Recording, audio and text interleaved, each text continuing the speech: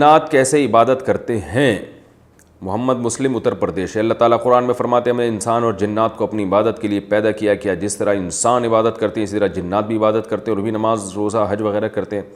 جی بھائی، سارے یہ والے کام جنات بھی کرتے ہیں۔ کیسے کرتے ہیں یہ تو کسی جن سے ملاقات ہوگی تو انشاءاللہ فوراً آپ سے رابطہ کروں گا، بلکہ وہ آپ ہی کو جن کو آپ کے پاس ہی بھیج دوں گا۔ میں جن کو افورڈ نہیں کر سکتا کہ میں اس سے اس قسم کے سوالات کروں، کیونکہ سنا ہے کہ جنات کا میٹر بہت جلدی گھوم جاتا ہے۔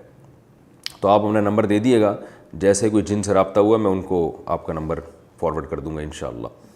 امامے کا شملہ دائیں کندھے پر رکھیں یا بائیں پر؟ میں نے ایک کتاب میں پڑھا ہے کہ نبی کریم صلی اللہ علیہ وسلم امامے کے شملے کو کبھی کبھی دائیں کندھے کے آگے کبھی پیچھے لٹکا لیا کرتے تھے۔ میں نے آپ کی کئی ویڈیو میں دیکھا ہے کہ آپ نے بائیں طرف لٹکایا ہوا ہے، تو کیا آپ نے ویسے ہی لٹکایا ہوا ہے یا یہی سنت ہے؟ انس صاحب گجرات انڈیا سے۔ بھائی دائیں طرف لٹکانا سنت ہے۔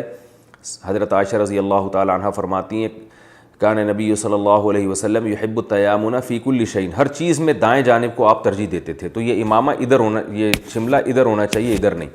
میں یہاں اس لیے لٹکاتا ہوں کہ مجھے عادت یہاں کی پڑ گئی ہے، کیونکہ میں نے جب پگڑی باندھنا سیکھی تو یہ لیفٹ ہاتھ سے نا یوں پکڑ کے گھماتا تھا، تو اب وہ اگر اس طرف آئے گا تو یہ کھل جائے گی۔ تو اب میرا ہاتھ اس پہ سیٹ ہو چکا ہے، تو مجبوری ہے، کیونکہ اگر میں یہ دائیں طرف لے کر آتا ہوں نا تو مجھے الٹی گھمانی پڑے گی پگڑی یوں کر کے، وہ میرا ہاتھ اب سیٹ نہیں ہے، تو اب مجبوری ہے۔ تو شروع میں عادت پڑ گئی اس کی، اس وقت خیال نہیں تھا اس کا، کسی نے تنبیہ نہیں کی، تو مجبوری ہے۔ لیکن آپ جب کسی نے پگڑی باندھنی ہو تو افضل یہی ہے کہ اس کو سیدھے ہاتھ کی طرف لے کر آئیں۔ تبلیغ کے 4 مہینے کی کیا دلیل ہے؟ میں نے 4 مہینے پر چلنے کے دوران ایک عالم صاحب کو فون کیا تو انہوں نے کہا 4 مہینے کا ذکر قرآن و سنت میں کہیں نہیں ہے، اس سے بہتر ہے کہ ماں کی خدمت کر لو اور لوگوں کی خدمت کرو۔ اس بارے میں رہنمائی فرمائے۔ منظور عالم باہر انڈیا سے۔